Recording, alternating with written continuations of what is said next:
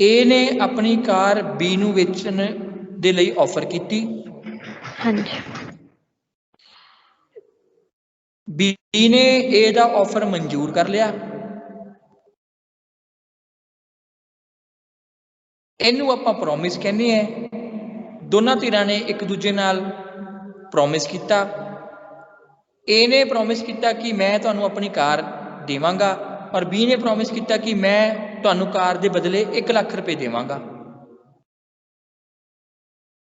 ਤਾਂ ਜਦੋਂ ਦੋ ਪ੍ਰੋਮਿਸ ਜਿਹੜਾ ਹੈ ਮਿਲ ਜਾਂਦੇ ਹੈ, ਦੋਨੇ ਧਿਰਾਂ ਇੱਕ ਦੂਜੇ ਨਾਲ ਕੁਝ ਪ੍ਰੋਮਿਸ ਕਰਦੀਆਂ ਹੈ, ਉਹਨੂੰ ਆਪਾਂ ਕੀ ਕਹਿ ਦਿੰਦੇ ਆ? ਐਗਰੀਮੈਂਟ ਕਹਿ ਦਿੰਦੇ ਆ। Okay sir. इस तरीके नाल लिख लो बेटे, पंजाबी च लिखना बहुत ही सौखा है सर। पर गल तो एक ही हुई। की गल एक ही हुई? प्रॉमिस ते एग्रीमेंट दी। हाँ बेटा बिल्कुल सही है, तेरी गल बिल्कुल सही है। देखो मेरी गल समझो बेटे, एक वादा मैं तेरे नाल कीता है भी मैं तेनों अपनी कार दूंगा, एक वादा तू भी मेरे नाल कीता है कि सर मैं तुहानू कार दे बदले 1 लाख रुपया दूंगा। ते दो वादे होए हैं इहदे विच बेटे। यस सर, दो। ते दो वादे हो गए तो उहनू आपां की कहता? एग्रीमेंट कहता। एग्रीमेंट। मैं बेटे देखो की लिखिया ऊपर स्क्रीन के ऊपर देखो, agreement is equal to promise plus promise. मेरी गल समझ आई है? Yes sir. Yes sir.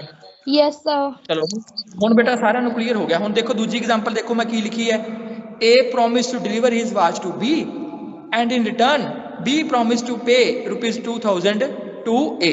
This is an agreement. दोनों ने एक दूसरे नाल कुछ प्रॉमिस किया है। This is an agreement between A and B. दो एग्जांपल बेटा तुसीं उत्थे लिख सकते हो। मेरी गल समझ आ गई इत्थे तक? किसी को नहीं क्लीयर है तो बोलो। हुण अगे चलते हैं बेटे। हुण मैं तुहानूं एक होर गल कही सीगी कि बई एग्रीमेंट तो हुण आपां नूं क्लीयर हो गया। Now we are clear what is agreement. Okay, now the other thing is that the agreement must be enforceable by law. हुण देखो बेटे,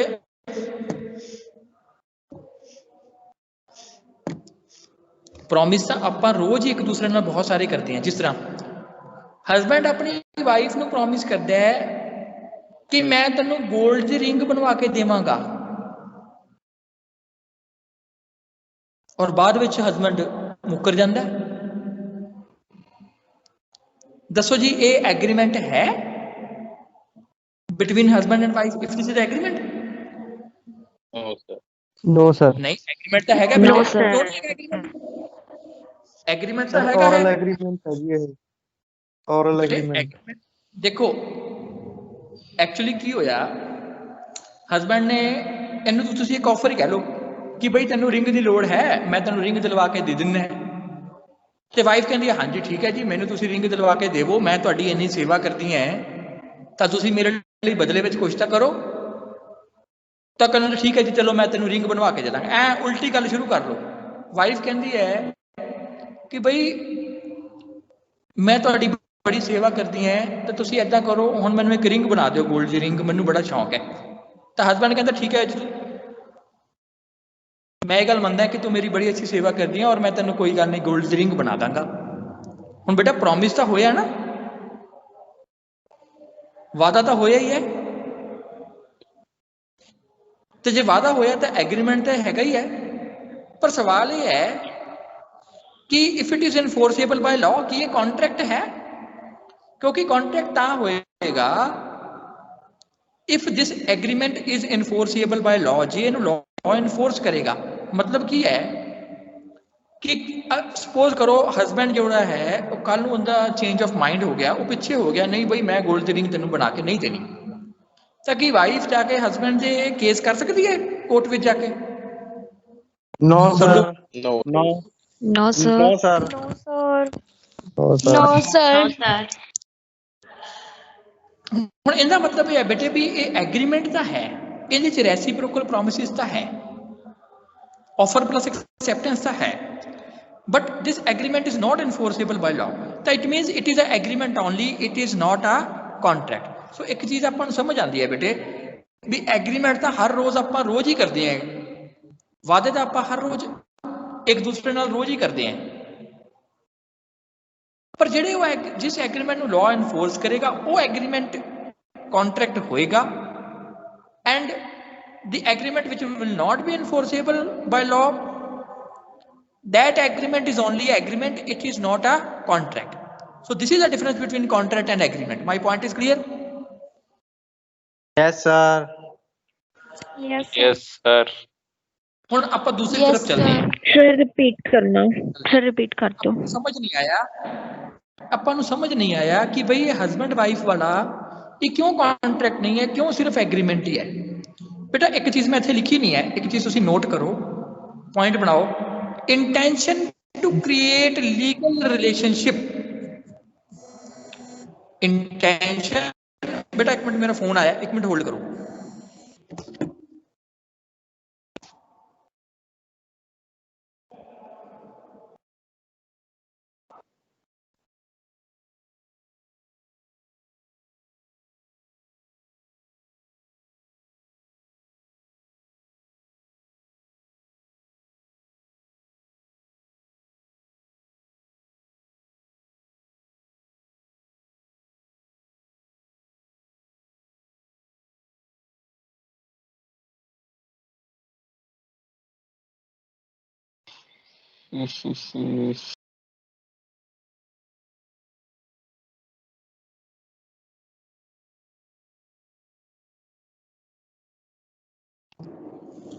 हेलो, हाँ जी बेटा सॉरी फोन आ गया सीगा।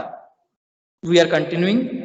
हुण बेटा वी आर नॉट क्लीयर, आपां नूं समझ नहीं आया कि भाई हस्बैंड वाइफ वाला जिहड़ा प्रॉमिस है वो क्यों सिर्फ एग्रीमेंट है, why it is not a contract.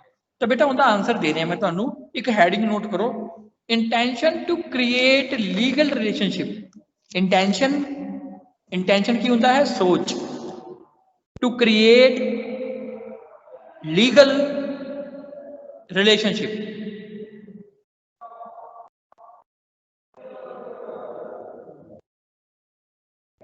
बेटा एक चीज बड़ी जरूरी है कॉन्ट्रैक्ट के लिए। देखो शुरुआत कितों होंदी है, पहला स्टैप की होंदा है ऑफर। ऑफर तो शुरुआत होंदी है, एक पार्टी ऑफर करती है, दूसरी पार्टी उसको एक्सैप्ट कर लेंदी है। जो एक्सैप्टेंस दे दिंदी है तो वही चीज जिहड़ी है वो एग्रीमेंट बन जाती है। हुण देखो तुसीं कन्फ्यूज ना होया, जे मैं कई चीज़ां बोल रहा बेटे आपां मुड़ तुड़ के उत्थे पहुंच जाना है।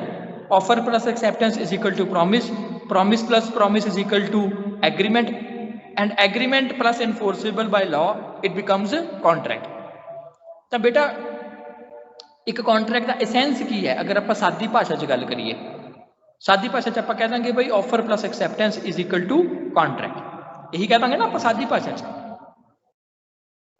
तो बेटा शुरुआत होंदी है ऑफर तो। हुण देखो जिवें आपां एक फ्रेंड है वो दूसरे नूं ऑफर करता है भाई भैया अज मैं मूवी देखण जा रहा है कि तू मेरे नाल मूवी देखण चलेगा। तो बी कहता ठीक है जी मैं तेरे नाल मूवी देखण चलांगा, और बाद विच ये शाम नूं बी नूं जवाब दे दिंदा है, ये कहता सॉरी, ये कहता है sorry I can not go to movie. B कहता नहीं बई हुण तां तैनूं जाना पऊगा, मैं टिकट परचेज की है, मैं अपन सारी अपॉइंटमेंट्स कैंसल करतियां, I have left all my work, I have purchase ticket, हुण तैनूं जाना पएगा, तू मैनूं ऑफर किया सी, मैं एक्सैप्ट कर लिया। हुण की बेटा बी जो है ए दे खिलाफ केस फाइल कर सकदा? नो सर, नो, ये कॉन्ट्रैक्ट नहीं है सर।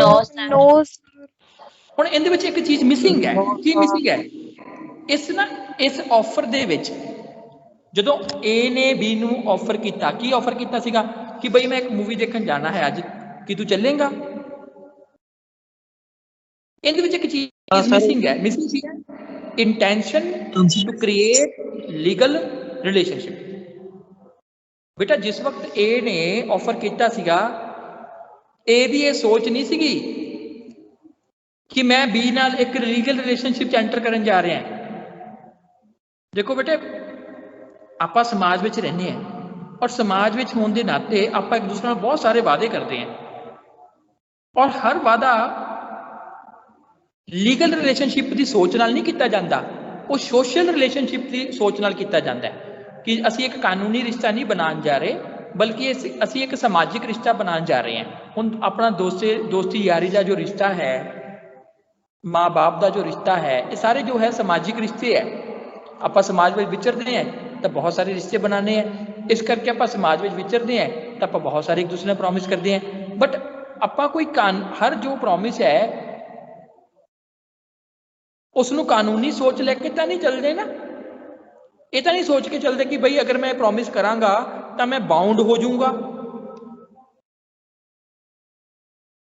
ਬਾਉਂਡ ਤਾਂ ਨਹੀਂ ਹੁੰਦੇ ਨਾ ਆਪਾਂ ਹਰ ਪ੍ਰੋਮਿਸ ਦੇ ਨਾਲ। ਬਾਉਂਡ ਸਮਝਦੇ ਹੋ, ਬੰਨੇ ਤਾਂ ਨਹੀਂ ਜਾਂਦੇ ਨਾ ਆਪਾਂ।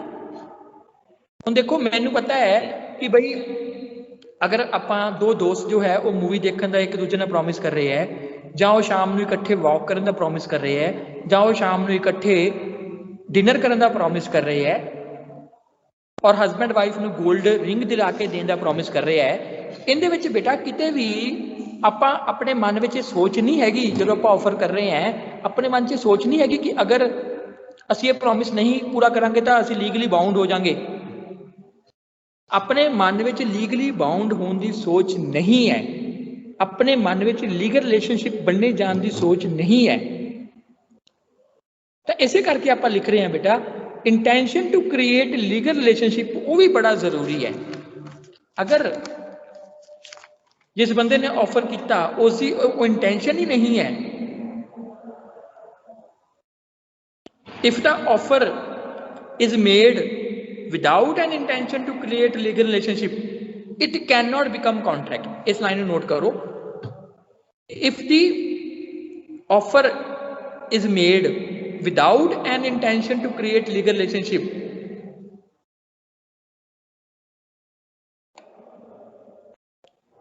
it cannot become a contract. वो बन ही नहीं सकता contract.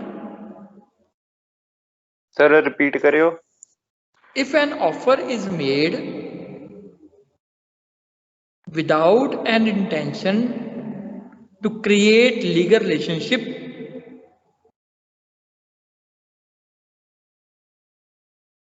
it cannot become a contract. ਇਹਨੂੰ ਬੇਟਾ ਲਾਈਨ 2 ਬਣਾਇਆ, ਜੇ ਲਾਈਨ 1 ਮੈਂ ਲਿਖਵਾਉਣਾ ਹੈ, ਇਹਨੂੰ ਨਾ ਸ਼ੁਰੂਆਤ ਤੇ ਲਿਖ ਲਓ ਲਾਈਨ 2। ਇਹ ਤਾਂ ਲਾਈਨ 2 ਸੀ, ਠੀਕ ਹੈ। ਹੈਡਿੰਗ ਦੇ ਨੀਚੇ ਇਹਨੂੰ ਲਾਈਨ 2 ਬਣਾਉਣਾ ਹੈ, ਮੈਂ ਲਾਈਨ 1 ਲਿਖਵਾਉਣਾ ਹੈ। In order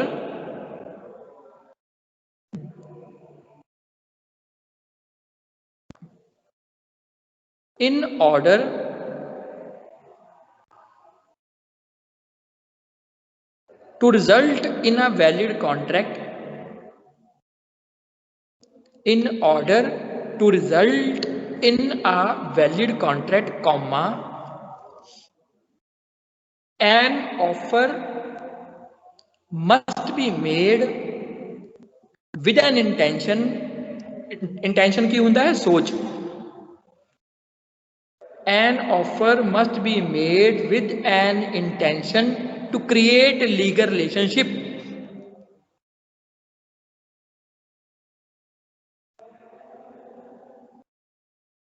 ये अपनी पहली लाइन बनेगी। दूसरी लाइन बन जाएगी, so an offer which is made without an intention to create legal relationship cannot result in a valid contract. ਇਹਨੂੰ ਬੇਟਾ ਦੂਜੀ ਲਾਈਨ ਬਣਾ ਲਓ। ਹੁਣ ਆਪਾਂ ਪੰਜਾਬੀ 'ਚ ਕਹਿ ਦਈਏ ਕਿ ਬਈ ਇੱਕ ਵੈਲਿਡ ਕੰਟਰੈਕਟ ਦੇ ਲਈ